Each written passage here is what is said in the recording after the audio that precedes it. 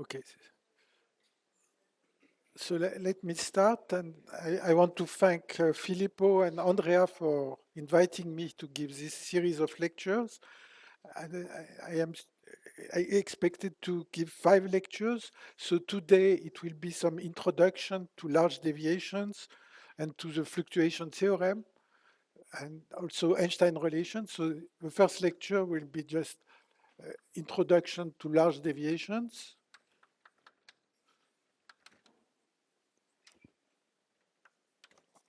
And okay, fluctuation theorem.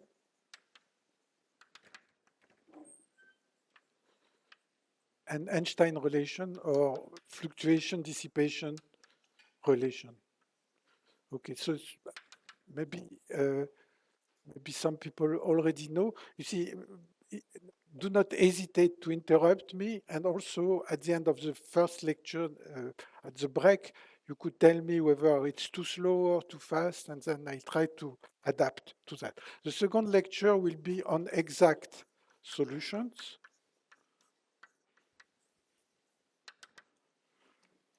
The third lecture will be about diffusive system,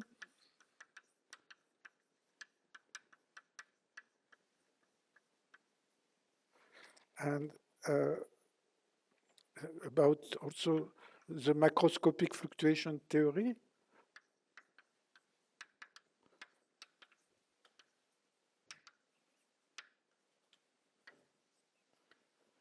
Okay, the fourth lecture will be again the relation between microscopic and microscopic relation between micro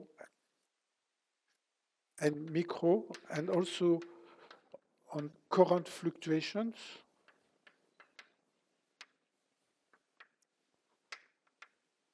And the fifth lecture, it will depend how fast I can go, but it will be again about current fluctuations because there are a number of things I would like to discuss. And maybe I'll throw also, if I have time, about ballistic systems. And then there are many aspects of it, including, for example, the problem of directed polymers or the problem, the KPZ equation or things like that. Okay, so let's go slowly. And the main kind of systems I have in mind are non-equilibrium systems.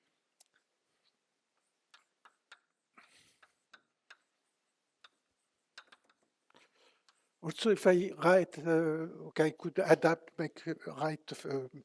make larger writing.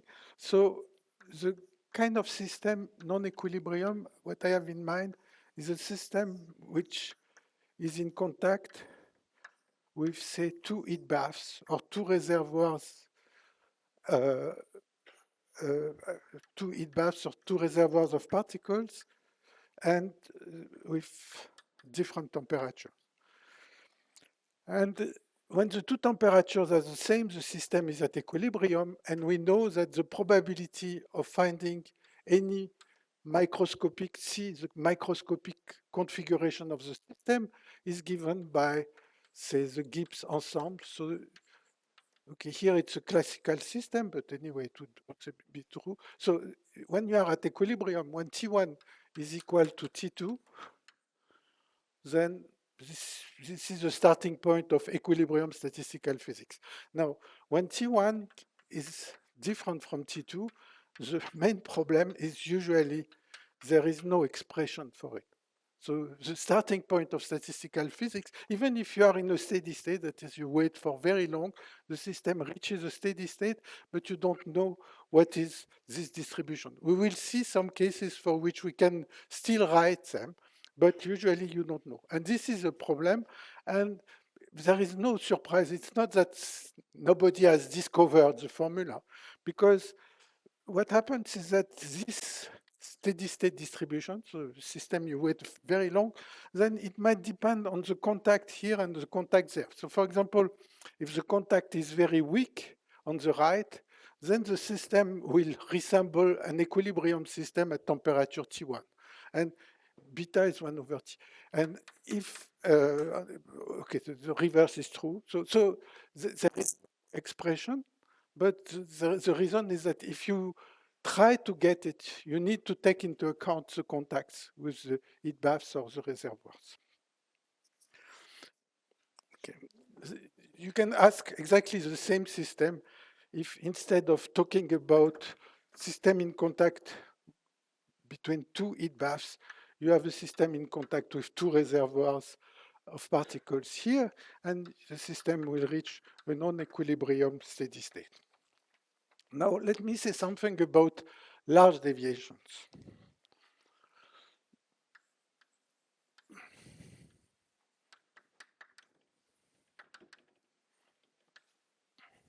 Now, large deviations, usually you're talking about a system where there is a number which is very large. So, for example, a large number of particles,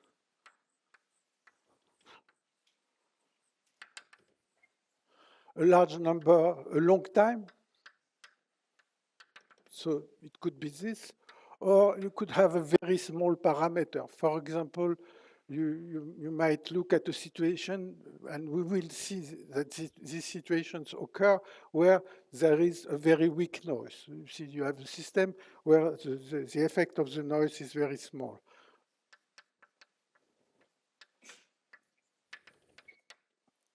So, for example, you may have a gas, okay, no gravity or so, you have n particles in a volume V, and there is, okay, at equilibrium, there would be a constant density, and then this volume is very large, the number of particles is very large, and one question of large deviations would be to say, okay, what is the probability that if I cut my system into two parts, on this side, I will see a density ρ1, and here I will see a different density ρ2. Okay, so that I don't see the system as homogeneous, but for example, I would see a higher density in part of the system. So usually this will be something like the volume times a function of ρ1 and ρ2, okay, and maybe of the geometry. You see which part of the system I want to have density ρ1 and ρ2. So this is a large deviation function. This is a very unlikely situation, and you want to know what is the probability of this seeing this very unlikely situation. Now we will see maybe in a few minutes that in fact this quantity has a very clear and simple interpretation, and it is not just to care about events which essentially never occur. Okay, so for people who have never heard about large deviations, let me just say a few words about large deviations of some of large deviations of sums of IID variables, random variables.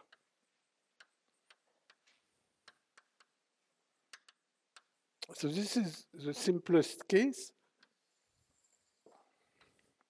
And imagine that you have a sum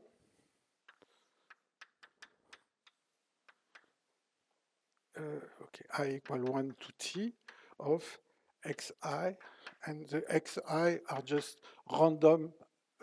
They are all distributed according to the same distribution. Okay, so okay, I'm sure that you know that if the system, the distribution here has decreases fast enough when you go to infinity, then you have for a large t, you have the law of large number, that is that x t over t goes to the average of x. That's the law of large numbers.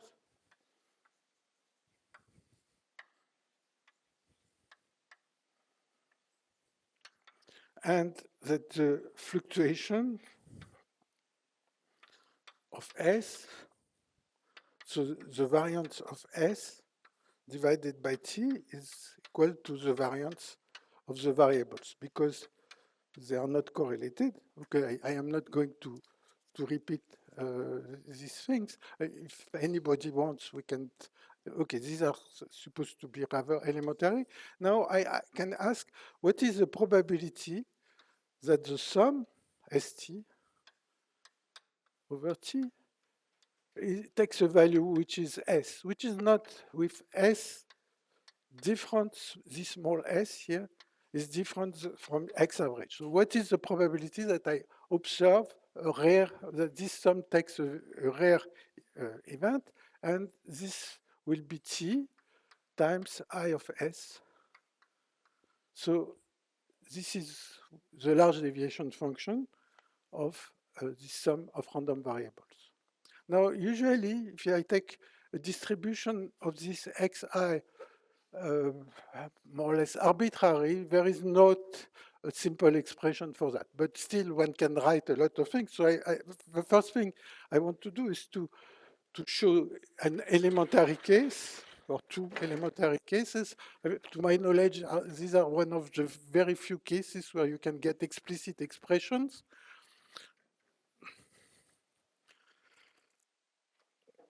So the first example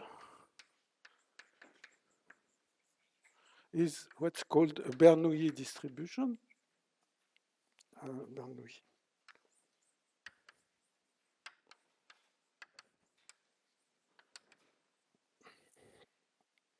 So xi is 1 with probability p, and 0 with probability 1 minus p.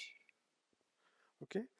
Then you can compute the average of st will be pt.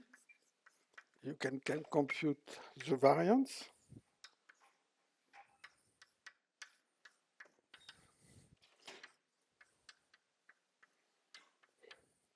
And you see, probably everybody has done this calculation before. If you ask what is the probability that the sum st is equal to small s times t, then it's just you have this formula here, t, count the total number of ways that you can have zeros and 1 times p to the times 1 minus p to the t minus st. Okay, and then you use what's called Stirling formulas, which is rather elementary, and then you get, okay, just let you finish the calculation, you just replace st by this formula, and you get that I of s is equal to s log of s over p plus 1 minus s log of 1 minus s over 1 minus p. Okay, so this is one of very few cases for which you have an explicit expression. Now, what can I say about this expression? So let me just draw in this example what I of s look like. Okay, so this is the probability, yes. I of s is the probability that st equal t times, or st over t is equal to s exponential minus t I of s. So what does it look like? S, okay, s can only take values between 0 and 1. Okay, so it has a shape like that. Here, it vanishes when s equal p. Sorry, maybe okay, so it's positive. So okay, sometimes it depends whether I put a sign there. Okay, so it's something like that. For s equal p, it vanishes. Now, the function near the origin here, it looks like a parabola. Near p equal, for s close to p, it's like a parabola. And you see that this parabola If you put it in an exponential, this is just a Gaussian distribution. So if you, this neighborhood here tells you that essentially the distribution will become Gaussian if you don't look too far for deviations which are too large.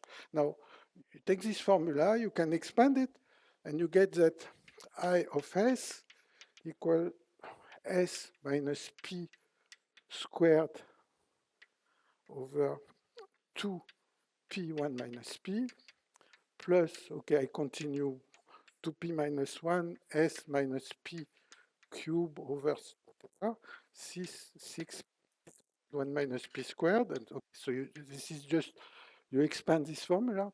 Now, so what you see is that if, as long as S minus P is of order 1 over square root T, essentially, this will be 1 over T to the 3/2 multiplied by T. So this does not count. So you get the Gaussian, what's called the central limit theorem, that the distribution is Gaussian.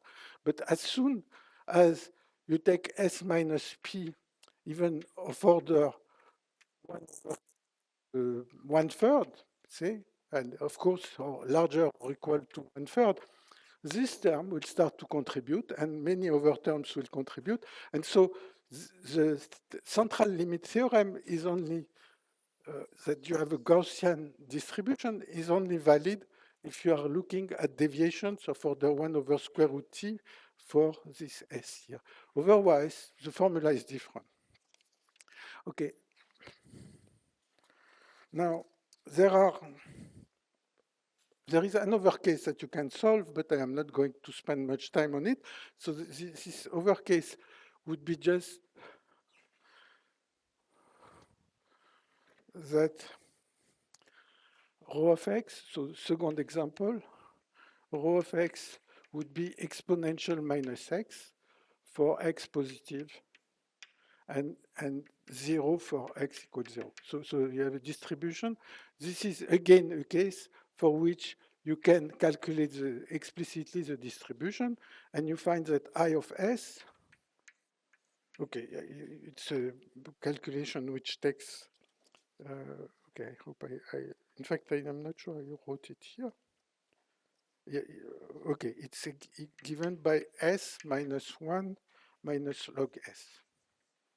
Now, in general, you have not an explicit expression, but you can write it in a parametric form. And we will see in other cases, especially in the fourth lecture, that often the results, when you look at current fluctuations, appear as parametric form. So let me talk about the general case still in this situation, simple situation of sum of independent random variables. Of course, this is just in the introduction, because what is interesting is the case where the variables are correlated. So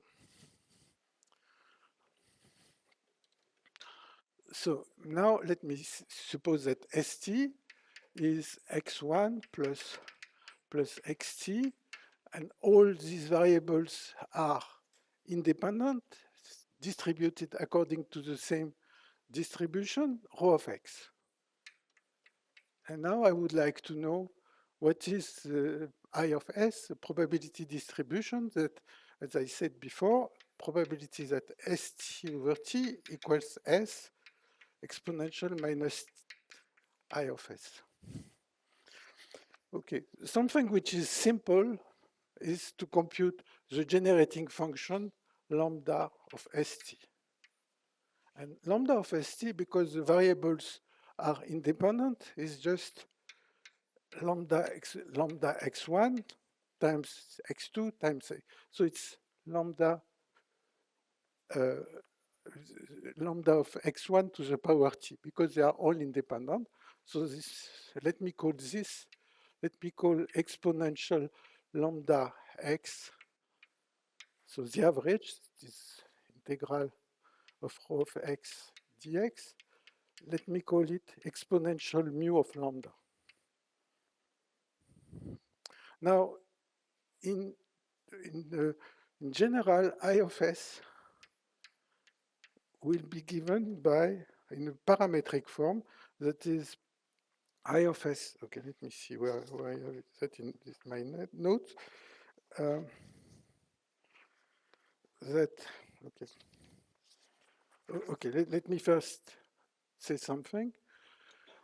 Okay, so essentially exponential lambda S of t will be integral of small ds exponential minus I of S plus lambda S to everybody times t.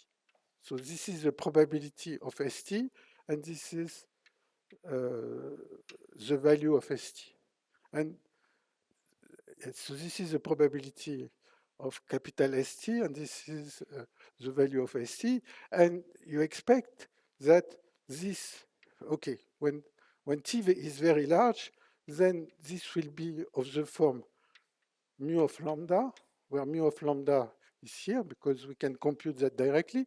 And if you think that you can use a saddle point here, because t is very large, you use a saddle point, and this will tell you that mu of lambda will be equal to lambda s minus I of s, and the value of s, which is here, okay, so this, sorry, if you use a saddle point method, you will get that mu of lambda is the maximum over s of this expression.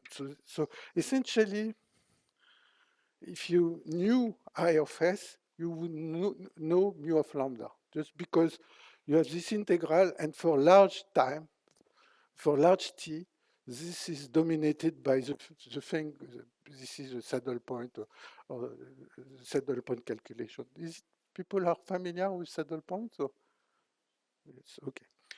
Okay, so this is, you know I of s, you get mu of lambda. If you want to do the reverse, there is what's, okay, then if you want to do the reverse, the mu of lambda needs to have some properties that it's differentiable and so on. And I'm not going to discuss that in big detail, but you see, this is a kind of this is a Legendre transform. And in fact, under some math conditions that I don't want to discuss here, but which is called the Gartner-Ellis theorem, then you can invert this, and then you get that I of S is given by lambda mu prime of lambda minus mu of lambda, and S is equal to mu prime of lambda. So the thing to remember in this simple, say, general example is that if I give you the distribution of the variable x, then you have just a single integral to compute mu of lambda. Now, if you know mu of lambda, you want I of s, then you have this formula here, which, okay, so this is just, you invert this Legendre transform, and it appears in a parametric form. So if I want to draw I of s as a function of s, then you vary lambda. As lambda varies, s varies. As lambda varies, I of s varies. And so you can draw I of s as a function of s. So if people are interested, I encourage them to just take the two examples I mentioned before, and then just to compute the mu of lambda, that's difficult, and then to see that you recover the I of s using this formula. Okay, so this is for independent random variables. But of course, what is interesting is when variables are correlated.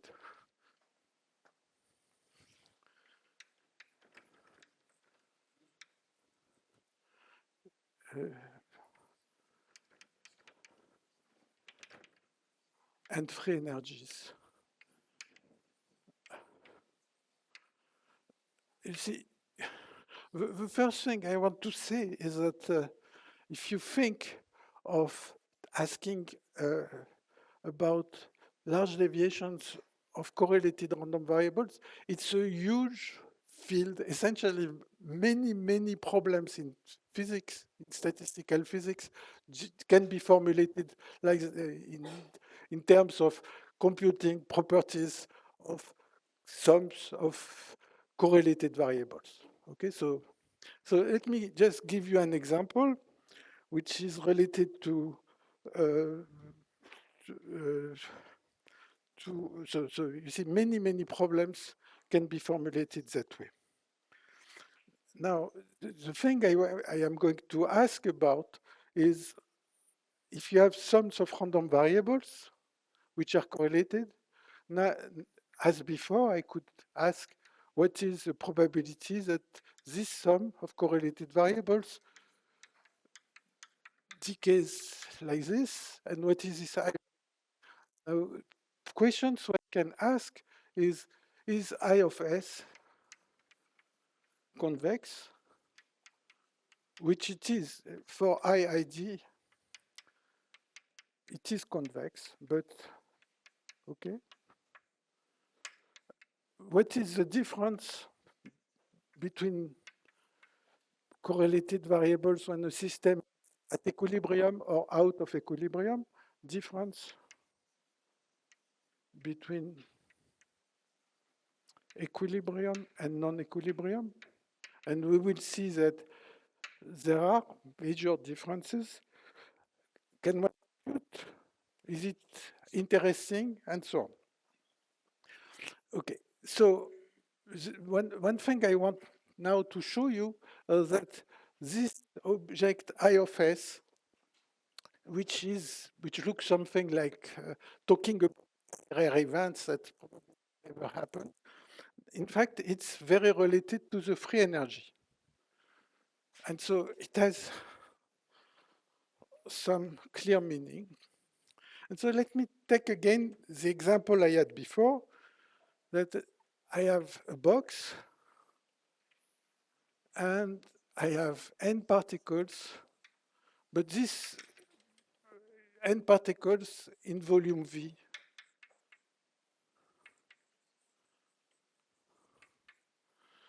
Okay, and so there is a density rho equals n over V, and I want to ask, okay, these particles, they collide and they interact and all the kind of things, and I would like to know what is the probability that all the particles are on the left in this volume V1, which is alpha V.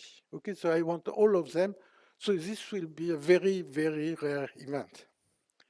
Now, what is the probability that all particles are in V1?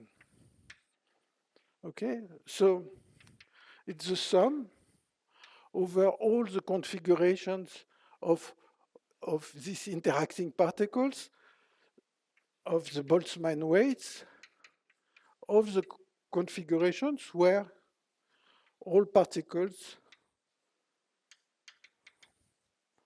are in V1.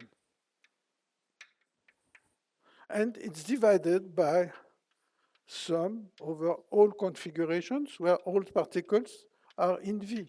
Okay, because the probability, this is just, I count only configurations where particles are on this side.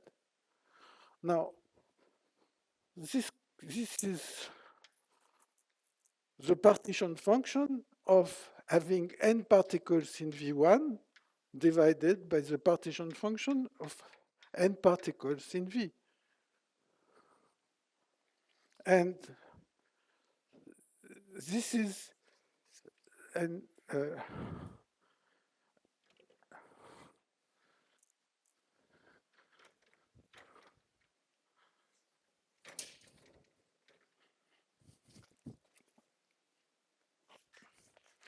and Z of V and N, or N and V, I don't remember. Okay, it's just exponential minus the free energy of the system divided by the temperature. Here I just put the Boltzmann constant to be 1. So essentially, you see, if you know the free energy of the system, it's related to the large deviation function because the probability of this rare event is just exponential the difference of free energy between these two situations. Yes, so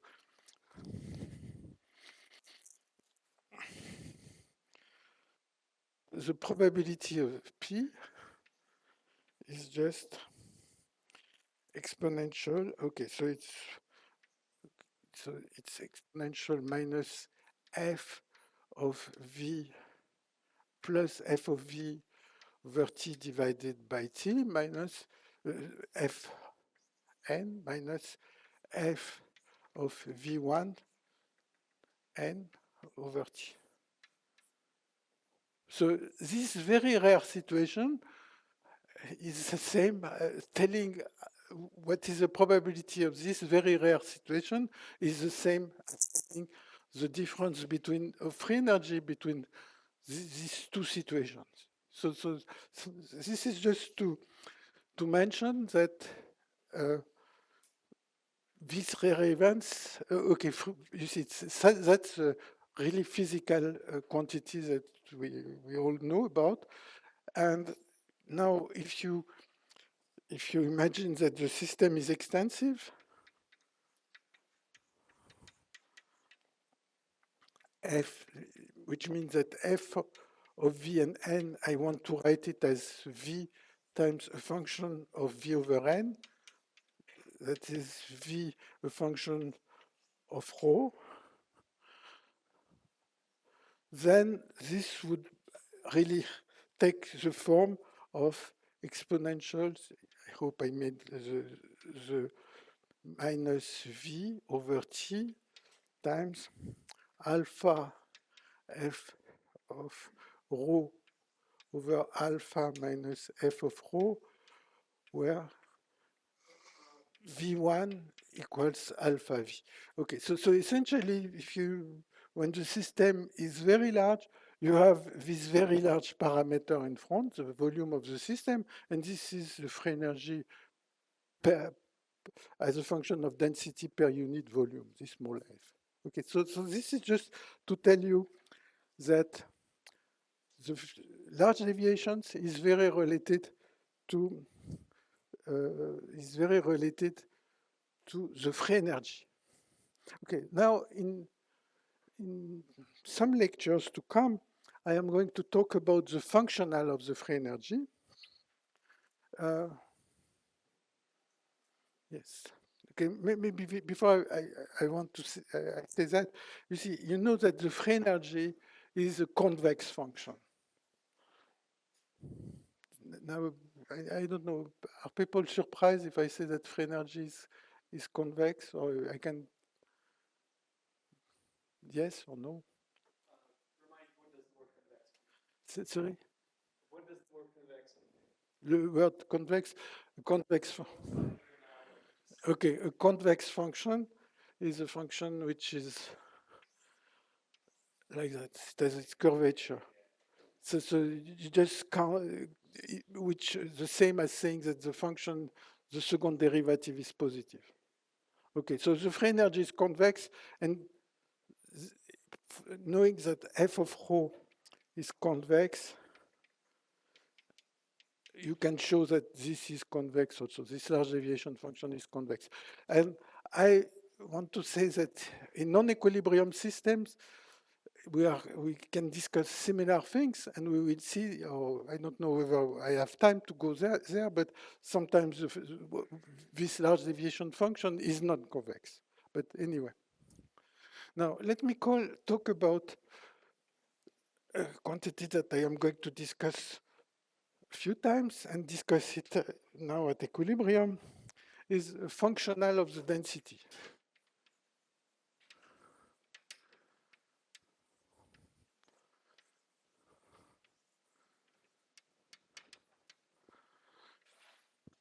So I discuss it in one dimension, but you can do it in arbitrary dimension. So let me just imagine that I am at a temperature 1, so I don't want to care about the temperature.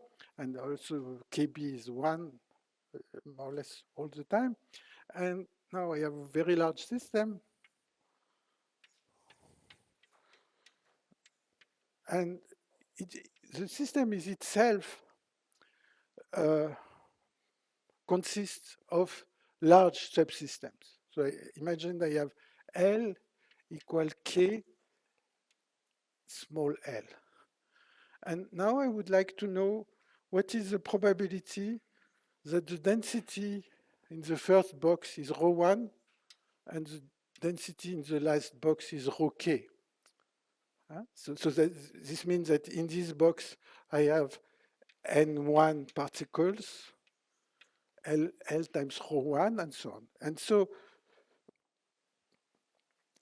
the probability of rho 1 rho k will be essentially, okay, I, essentially exponential, okay, it will be, okay, so it will be essentially minus L, a functional of rho 1 and rho k. Okay, it will be a large deviation function now, which will depend on all these things. And now I want to know what is this functional. I want to write it. So if I have a very large system and I want to think of a large system, and I want to think also that this system has short range interactions. It's very important. Then what I want to show you is that this functional, okay, this functional will be given by 1 over k sum of f of rho I minus f of rho bar minus chemical potential mu of rho 1 minus rho bar. Okay, so let me try to show this formula. Okay, so I have k boxes, and I want to show this formula, and here there is a chemical potential. So I want to think of this system in equilibrium, and I want to see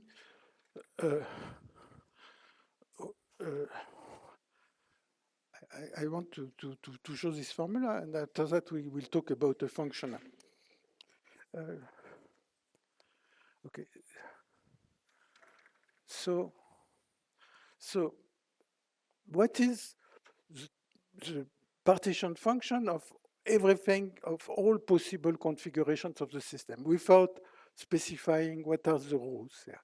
Okay, it will be just the denominator. I will have z of n and v, or v of n, I don't remember, over volume and n, and then I have exponential mu n over t, but t is 1 at the moment, but if you want to put it. So this is all the possible configuration of the system, and here I have a weight, which is the chemical potential, because the chemical potential is you see, there to equilibrate the system with a reservoir of particles. And now in the numerator, I will have, okay, so here I want to write something. I want to look at all the boxes. And in the first box, okay, here it's L, because I am in one dimension. Z small l of n1 times product of Z of L minus nk. And this probability is given by that. In fact, it's not exactly given by that, because the particles which are inside the first box, they might interact with particles on the other, in the next box. But now I have supposed that these boxes are very large, and these interactions are just surface effects. So essentially, this is not equal, but it's very close to being equal, given by that. And what we have forgotten here, of course, is the effect of the chemical potential. So it's exponential mu times n1 plus nk. Yeah, this is with a chemical potential, the partition function with exactly n1 particle, and this is with n1, and okay, and each of these sum here is uh, is dominated by a certain value of um, a certain value of n. So in the numerator, you have exponential minus sum of f of rho I minus L, sum de this term, plus mu sum of rho I. And in the denominator, you have minus, so this is I equal 1 to k, I equal 1 to k, and in the denominator,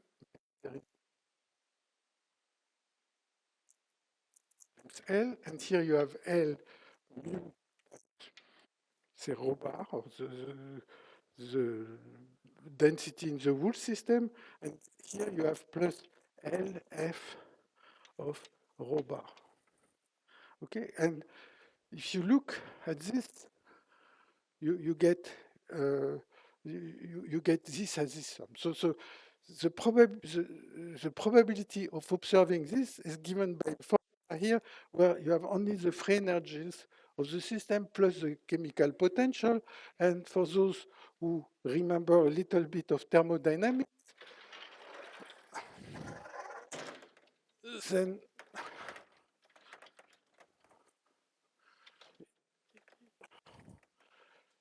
I want just to write that just in terms. So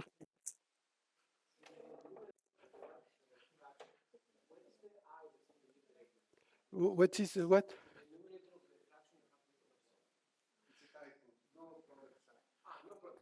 So sorry, where is the typo?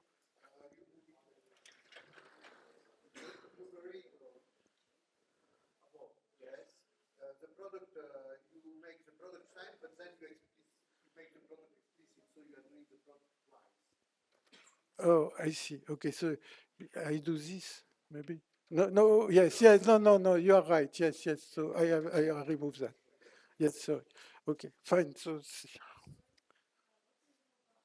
what is rho bar is the density. You see, if you have a system at equilibrium, this would be the total density at of equilibrium of this large system. So this means that when you do this sum here, when the system is very large, one range of n will dominate this sum.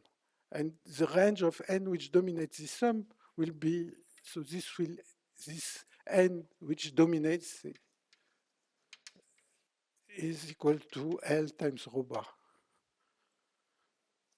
Okay. Yes. So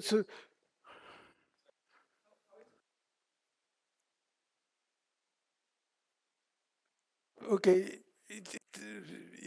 You don't need to do that because here I have a system with a chemical potential, so it can exchange particles with reservoirs. But you could also discuss a different situation, that is, you fix the total number of particles, you have no exchange, and you would end up with the same formula, in fact. Yeah. By here, so sorry, okay, so this thing, and what else? Okay, when I say this thing, it's because, you see, if you look at this is as if all these boxes did not interact. But in fact, they do interact. And the interaction will produce something which is very small compared to the main result here.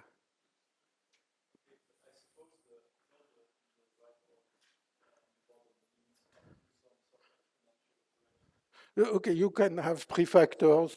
You could even have, you see, here I am talking about in one dimension, but if I was in dimension arbitrary dimension, I would have L to the D here, and the thing which would be neglected are surface effects. So it would be with order of L to the D minus 1. Because you see, if you do it in 2 dimension or in higher dimension, you are going to break your large system into sub-boxes. The interactions between boxes are surface effects, and this would do this contribution. But the main contribution is this. Is it okay? Okay, should I stop now? Okay.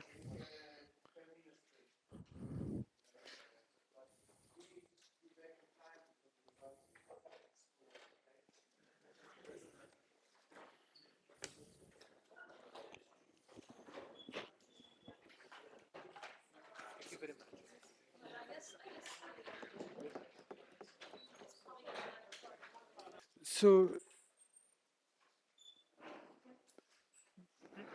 you have this expression. Okay, I wanted to finish that before the break, but let me say this expression. You can also think about the functional. Now, one thing that you have to remember, okay, from statistical physics, is that the free energy as a function of V. Okay, so the derivative of the free energy with respect to the number of particles is just the chemical potential. Okay, so this means that here I am talking about the extensive part. That's really elementary thermodynamics also, and this means that the mu which is here is just f prime of rho. Okay, if people are not so familiar with that, we can discuss it, take a little more time during the questions or something. Okay, the thing I want to say is that you can think of a functional that is now, instead of saying I have k boxes, I take many boxes. So I imagine that L is very large, that the boxes themselves are very large, but the, they are much smaller than the whole system. Okay, so now I want, instead of having a sum of terms, I want to replace it by an integral. And at equilibrium, so then I can say that the probability now of observing a certain density profile, this is again at equilibrium. What I am discussing here is always at equilibrium, will be a functional exponential times L times functional of the density profile. And this functional would be just to replace this sum by an integral. So this functional of rho of x will be integral of f of rho of x minus f of rho bar minus, okay, so I replace mu by f prime of rho bar times rho of x minus rho bar dx. Okay, so this is a functional of the density profile for a system at equilibrium. Now, I want to, okay, one thing first is that here, you see, particles are interacting. You see, it's not that it's the density or the number of particles in a box is the sum of independent random variables because they are interacting. But one thing which is very characteristic of system at equilibrium with short range interaction is that this is a local functional.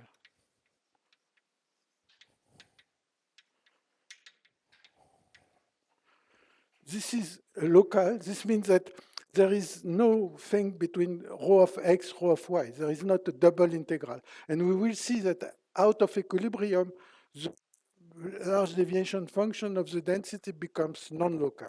Okay, but this is just local. Okay, so now I want to discuss an aspect uh, very much studied in the case of large deviations is the case of Markov processes. And many of the systems we will discuss are Markov processes.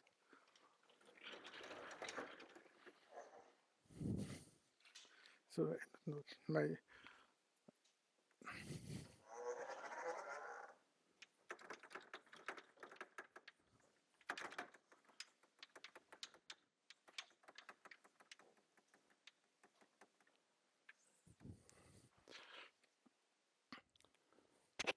so you can consider a discrete or a continuous time. Markov process, yes?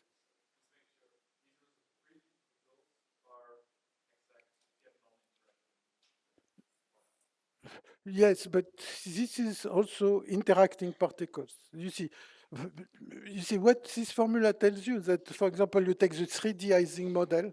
I don't know I have not an explicit expression of the free energy, but still this formula is true.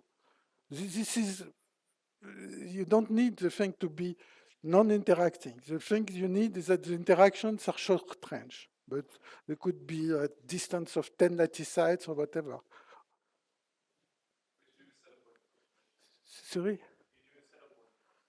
Yes, but saddle point doesn't mean that the system is not interacting.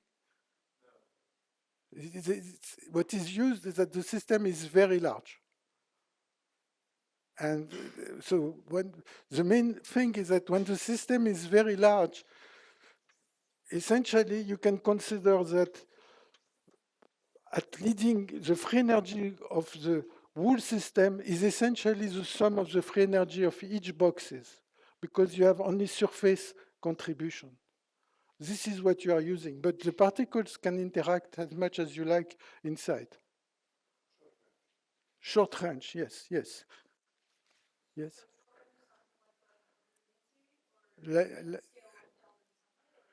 Short range means, for example, you take Ising model where two neighboring sites interact.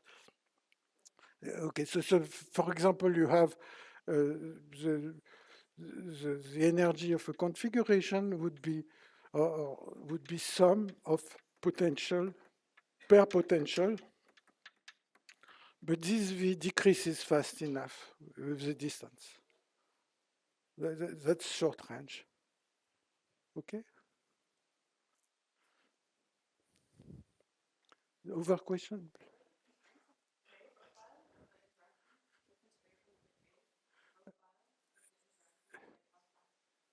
How fast? Okay, how fast? I think if it decays fast enough, like exponential, if it decays exponentially, but presumably if it decays power law, that the power is fast enough. Probably it's not true when you have Coulomb interactions or things like that.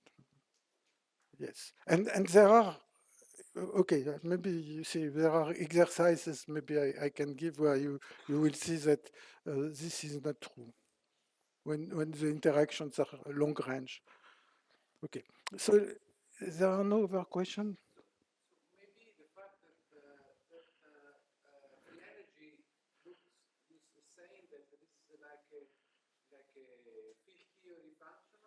Yes, yes, yes, yes, yes. And you see, when people look at critical phenomena, usually they add some gradient terms to that. But here I am talking about a system, and I don't talk about really critical points. So you see, but even when okay, I don't want to enter the story of the critical points here. Okay, so let me come to Markov process.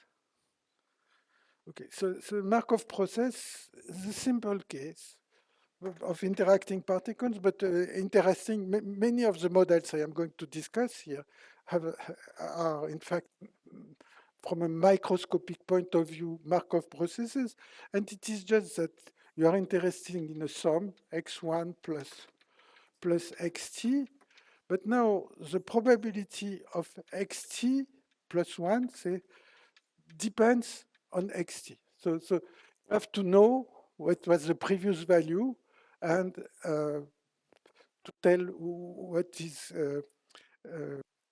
okay, so let me say rho. For example, you could say that xt plus 1 is 1/2 with probability xt and is 1 with probability 1 minus xt. So you start with xt equals 0, and then the first thing is 1, then the second one will be 1/2, and the third one will be either 1/2 or 1. Okay, this is an example. So the probability of one value depends only on what happened before. And you have, in fact, many systems that you can describe like that, because here I am talking about numbers, but this could be very high dimensional vectors and so on. So this is what's called a Markov process. And so the probability of time t of observing x is just integral of rho of x given y, probability of having y at time t. Okay, so this is a discrete time Markov process.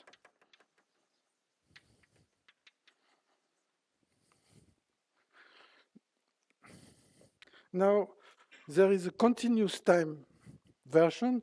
In fact, the continuous time version is just a limiting case of the discrete time.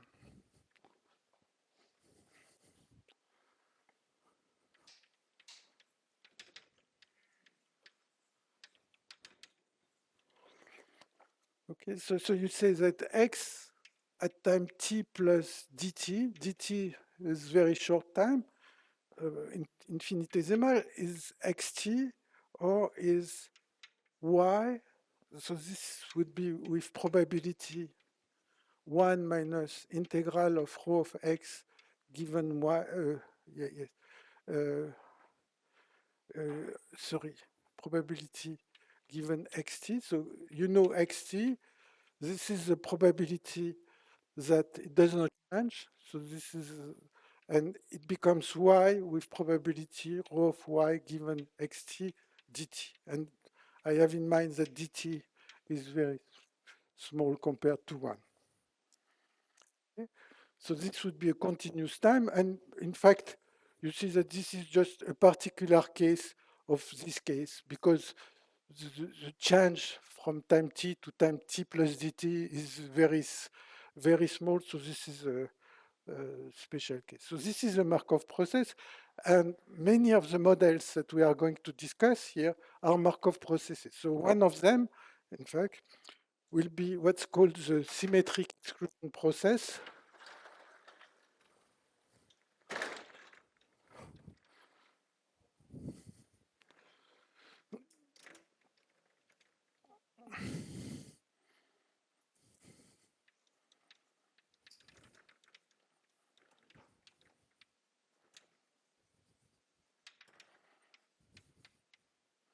Okay, SS, so it's a symmetric simple exclusion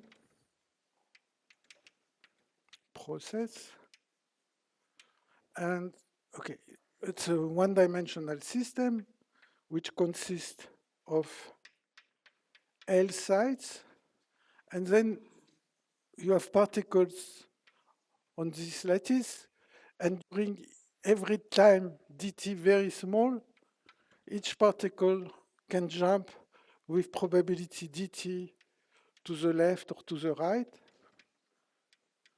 But so it's called symmetric because the rate at which you jump to the left or to the right is the same.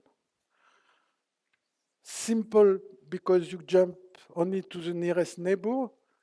And exclusion because you cannot jump to a site which is already occupied. So this is one example. And on top of it, you can uh, have particles entering the system from the left and on the right and exiting. So you see, this is an open system, and you have some rate at which particles enter on the left or leave on the right, on the left, and the same on the other side. And this is an example of the system which will be out of equilibrium. For example, if you take alpha equal 1, gamma equals 0, beta equal 1, delta equals 0. So you see particles can enter from the left.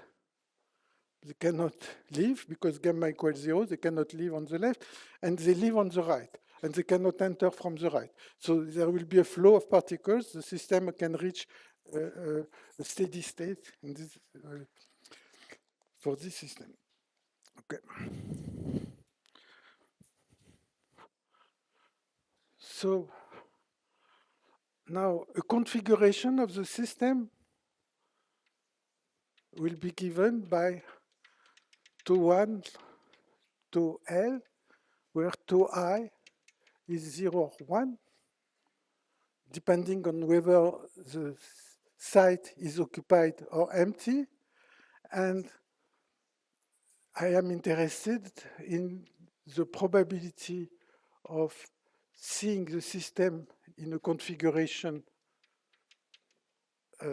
C. So this configuration C is just, there are 2 to the L configurations. It's a, L is, if L is large, it's a huge number. And so this will be,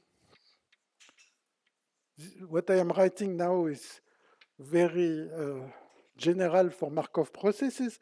There will be a matrix which tells me that, so this is the probability that at time t, the system was in configuration C prime and it jumped to configuration C because Markov process, the probability of being in C at time t plus dt depends only on where I was at the previous time step. And then there is plus 1 minus sum over C prime, m of C prime C dt times pt of C. So this is just a rate equation. Ever at the previous time step, ever I was in C prime and I jumped to C. Okay, this is m times dt is the probability of this jump, or I was in C and I did not jump to any other configuration. So this is the evolution. And so if I, so this becomes, when dt is very small, which is assumed in all these things, there is a master equation.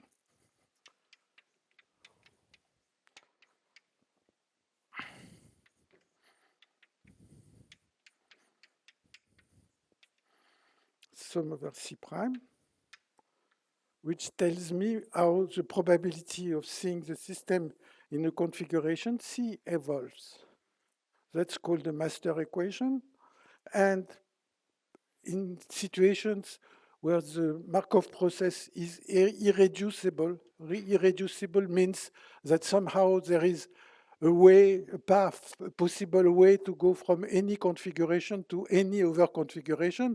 So here it's very easy to see that I see the case for an example like that, because I could start with everything empty and I start to fill the system by letting particles enter. So I can go from any configuration to any other configuration. And what happens is that if you are in this situation, so irreducible,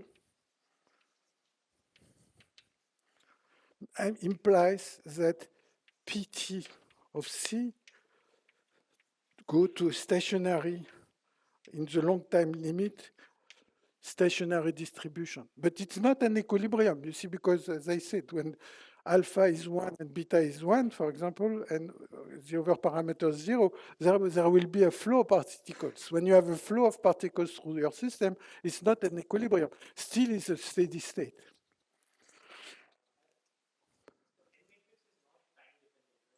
Okay, here I don't take it time dependent. Now there is the whole field that I am not going to discuss here of what is called stochastic thermodynamics, where you make them time dependent. For example, if you want to to describe a system on which you change the landscape potential or something. For example, when you uh, put some force on the system and you've changed its volume, also you would have these things which are time dependent. But here I don't take them. Okay. Now, if I take this system, the matrix M consists of three parts: M1 plus M bulk plus M2. Okay, because to jump from one configuration to the other, describe what happens here. Okay, so there is a probability that I jump from one configuration to another due to the interaction on the left. M2 will be the same on the right, and M bulk would describe all the moves inside. And we will see that when the system is out of equilibrium, essentially each term tries to equilibrate the system at a different density or at a different temperature. Now, okay. Now,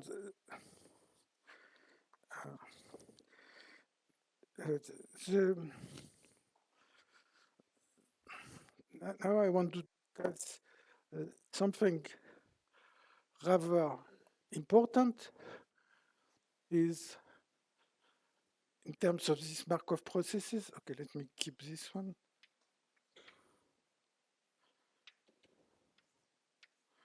It's what's called tilted matrices.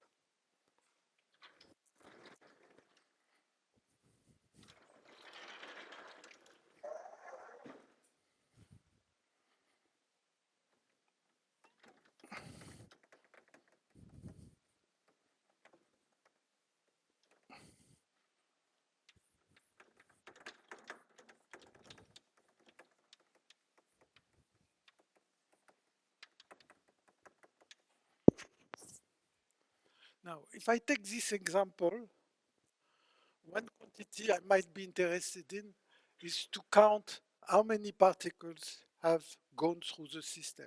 So you see, to say what is the current through the system, and I want to know what is the average current, what is the fluctuation of this current, or what is the large deviation function of this current. So I observe the system during time t, and I might be interested in qt, say the number of particles entering the system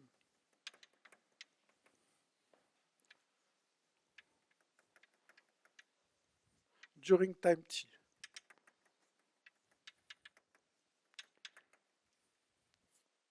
Okay, and I want to think of this time to be very large. So large deviation would be to say what is the probability that qt over t takes a certain value I of q and exponential I of q. I want to know, for example, the large deviation function of this uh, this current. Now you see here at the moment t is large, but the system here has a size L. It has a size L here, but I don't need L to be large. It could be a very small system, and I want to know how the current through the system fluctuates and what is this large deviation. Now, to do that, I am going to introduce what's called tilted matrices. So instead of talking about this specific example, I want to consider a quantity which I write like this. Qt is sum over So let me take a discrete time just as an example, but okay, so discrete time Markov process. And I want to say, okay, tau equals 0 to t minus 1 of q of c tau plus 1 c tau. Okay, so I have a quantity which depends on which configuration I am in, which configuration I jump to, and I have a function here. Okay, so for example, here if I am interested in the number of particles which enter this system, okay, Q, sorry, this is tau, Q of C tau plus 1 C tau is each time a particle enters, so I am in a configuration says that this was empty, the new configuration is that particle enters, then this Q becomes 1.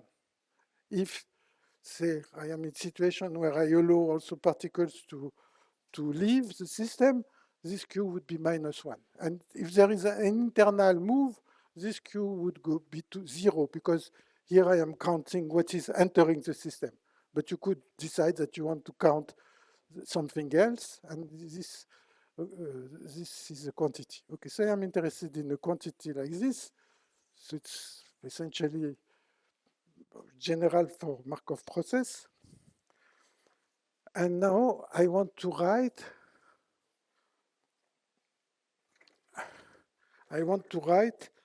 the evolution of the probability that the system is in configuration C at time t, and that I have observed Q of t. So now I am, yes?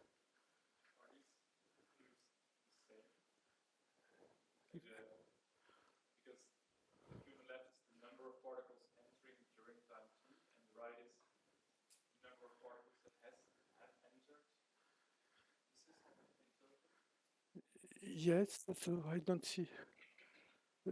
Okay, maybe I did not take the number of particles entering the system at time t, and this is a more general thing, but the number of particles entering the system during time t is a special case of this quantity. Up to time t, yes. So is it okay?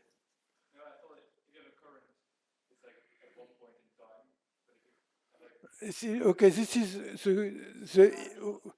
is the integrated current. So you count during time t how long, how much. Okay, so let me just write what happens for this thing, and very much like I had this formula here, I have probability of being in configuration C at time t plus 1. Okay, I take a discrete time Markov process, and I observing Q at time t plus 1. It will be sum. At time t, I was in an arbitrary configuration. I jumped from Ct to Ct plus 1. And here I had the probability of being in Ct and observing Qt minus Q of Ct plus 1 and Ct. Okay, so how is it possible that I observe Q at time Qt plus 1 at time t plus 1? Okay, I was somewhere before. Okay, I have jumped from Ct to Ct plus 1, and when I did this jump, Qt increased by this amount. Okay, and this looks difficult. So this maybe this at time t, and this is at time t plus 1. And this look difficult thing because a priori, because okay, here for an example like that, I have 2 to the L configuration. So I have a finite number of configurations. So the probability Pt is just a vector, okay, with many components, but it's a finite vector. But now Qt can become very large. It is unbounded. So it could become So this acts, it's still a Markov process, but it's a Markov process in an infinite dimensional space. So it looks very difficult, but there is a very simple way to simplify the problem is to introduce generating functions. So let me call p tilde or p hat of ct pt. This would be just exponential lambda qt times the probability of ct and qt. And I sum over all possible qt. Now, I just can take this formula, multiply by exponential lambda qt on both sides, or lambda qt plus 1 at time t plus 1. And what I end up with is that p t plus 1, p hat of c times t plus 1 is sum over ct of m of ct plus 1 ct times exponential lambda qct plus 1 ct times p hat of ct. Okay, so you just multiply both sides by this exponential, and you just sum over qt, and you get this thing. And you see what I have gained doing that is that, as I said, ct takes 2 to the L possible value, qt takes an infinite number of possible values. So this in principle is something in an operator with infinitely many possible values. But this here, this matrix is a finite dimensional matrix. For the SEP, for example, is 2 to the L by 2 to the L, which is still a big thing, but this is a finite matrix, and now I have this recursion. And the consequence of that is that if I am interested in the long time behavior of this,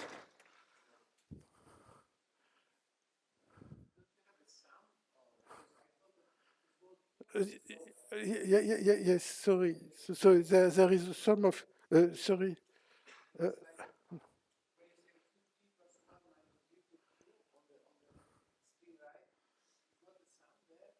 no.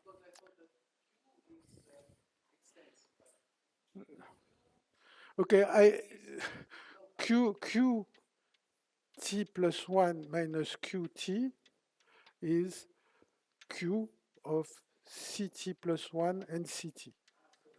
Okay, so yes, okay.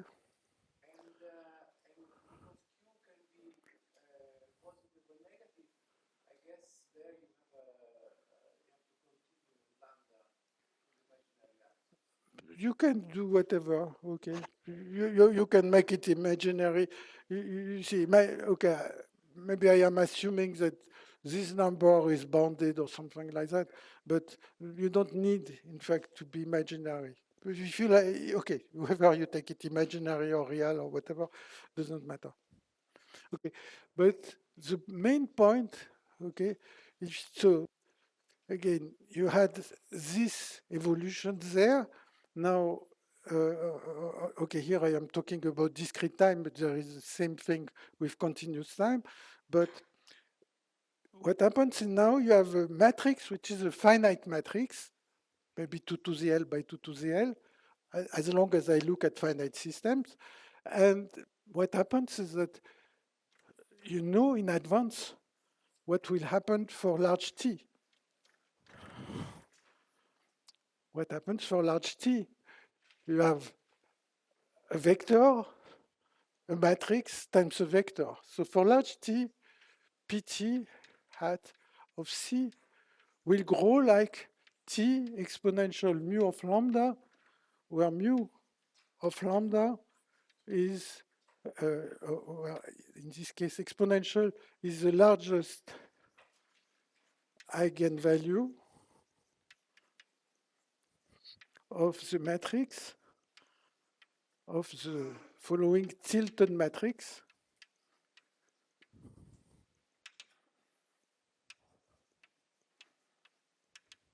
And the matrix, you can read it here, is m lambda of C prime C, which is just m of C prime C exponential lambda q of C prime C. Okay, so you see, because after all, this is just a vector multiplied by a matrix.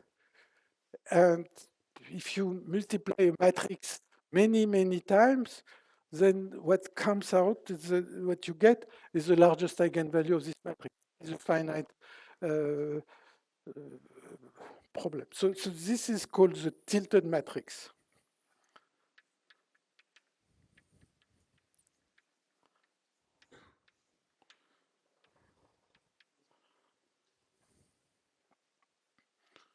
Is it okay, or I can?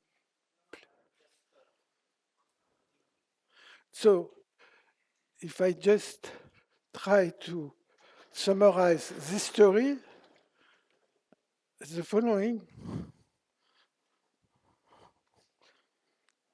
Sorry, I am slower than I expected. So if I am interested in exponential qt, which will be the sum over qt, maybe the sum over all configuration of pt of c qt exponential lambda qt, and this we say that, okay, let's sum over c, sum over qt, and we say that this, we called it p hat of c.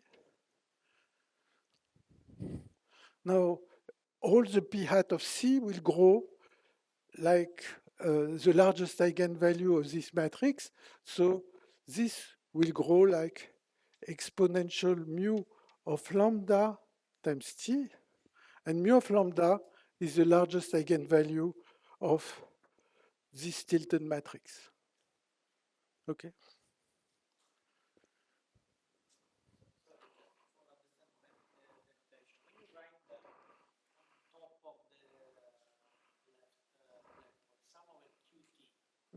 Yes. No, it's not. No, it's not known. Okay. It's not, no, Qt is a random variable. So, for example, when I had the exclusion process, Qt will depend on the realization of the Markov process. Sometimes the particle enters, sometimes it, so I have many events, and Qt will fluctuate. And so I am just looking at the generating function of Qt. I hope I am, yes, you have a question?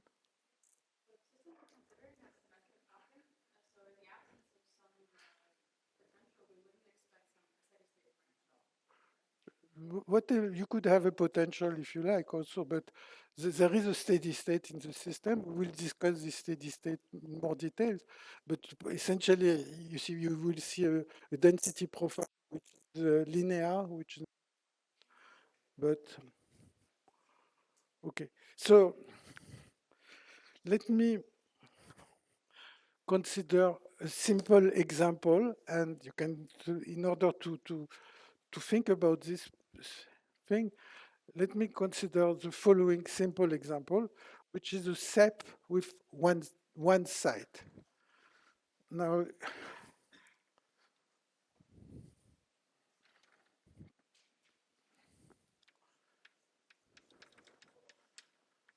one side.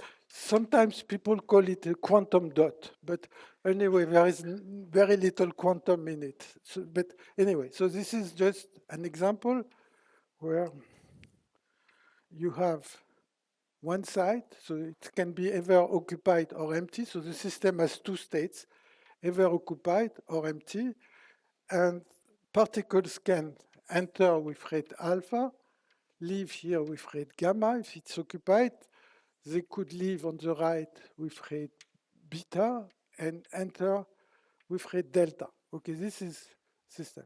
So what is, and now I'm talking about the continuous time.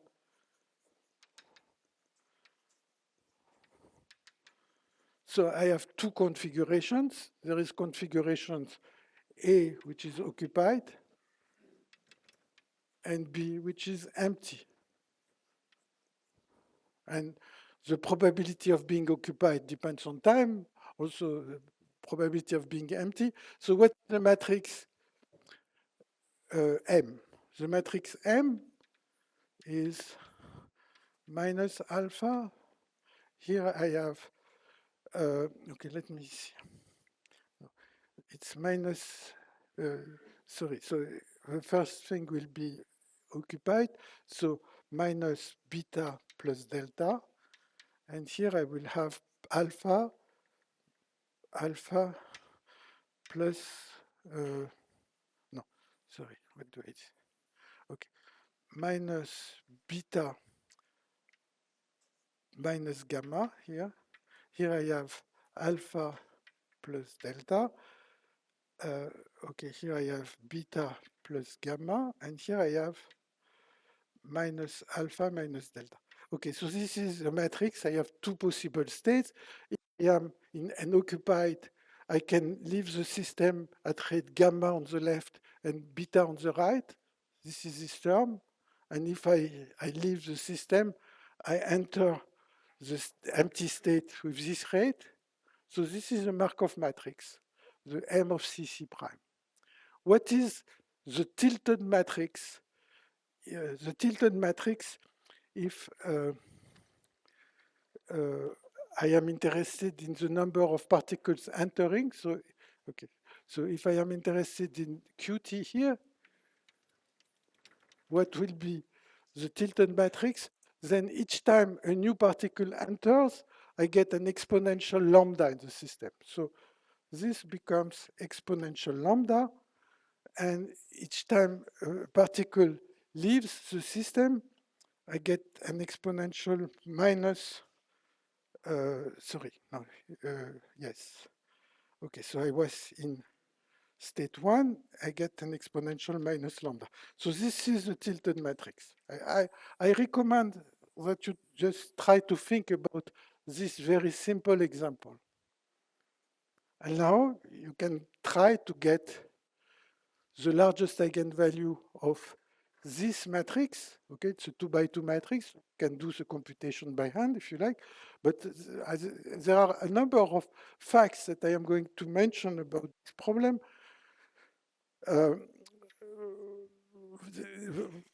Okay, there are a number of very interesting facts because they are very general. So this is the tilted matrix and mu of lambda. So you know that exponential lambda qt will be given by exponential t mu of lambda, where mu of lambda is the largest eigenvalue of the matrix, eigenvalue of m lambda. Okay, so now you see before I had exponential mu of lambda, the largest eigenvalue, because I was in discrete time. Here I am in continuous time, so mu of lambda is the largest eigenvalue of this matrix.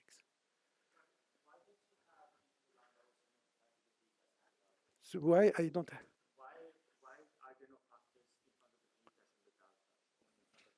Because I am interested in the number of particles which enter the system from the left. Okay, so to answer your question, I could do what you said. I could say, I am not interested in this Qt, but I am interested in the thing which is here. I want to compute how many particles leave the system here. Let me call Q tilt. It would be a different current a priori. Okay, so what would be the matrix? It would be minus beta minus gamma. Here I would have alpha plus delta exponential lambda, beta exponential lambda plus gamma, and minus alpha minus delta. So this would be a different tilted matrix. Now, you can imagine that if I am looking at very long time, the number of particles which enter will be the same as the number of particles. So I let you check that this matrix and this one have the same mu of lambda. And it's very easy to do because these two matrices have the same trace and they have the same determinant. Okay, one thing I want to mention, but I think I have to stop soon. Oh, okay, but so I am slower than I expected, but anyway, it doesn't matter. Okay, so this mu of lambda here is the same as this one here, but in fact, you see, if I had a set not with one side, but many sides, it would be still the same if I count the number of particles entering on the left or leaving on the right, because the particles cannot accumulate. Now, something you can notice about this matrix here is that it has an additional symmetry, which is very important. And this additional symmetry that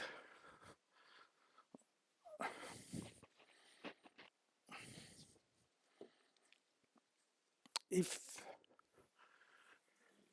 so there is this matrix M of lambda, and now I am interested in F with a different values of lambda, where lambda prime is equal to gamma delta over alpha beta exponential minus lambda. So let me just consider these two matrices. Just I have made this replacement. Now you can check easily that mu of lambda is mu of lambda prime.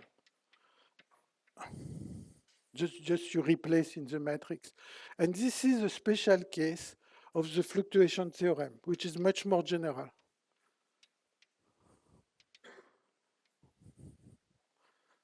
And okay, I was planning to explain what it is today, but I will postpone that later. Okay, so this relation, okay, you can do it by hand. So first, you have to convince yourself that this is the right tilted matrix.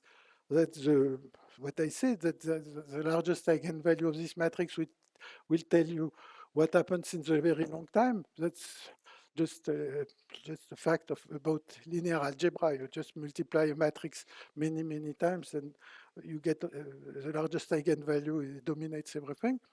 And the point is that there is a symmetry, and this symmetry has to do with time reversal symmetry also, but this is a particular case of the fluctuation theorem. Okay, so maybe I should stop here now if you like, but okay, I had in mind that I would be faster. So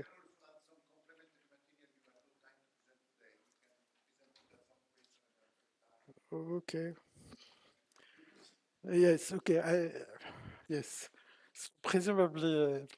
Okay, I don't know what will happen, but presumably I am slower than I expected. Maybe if I am too slow or too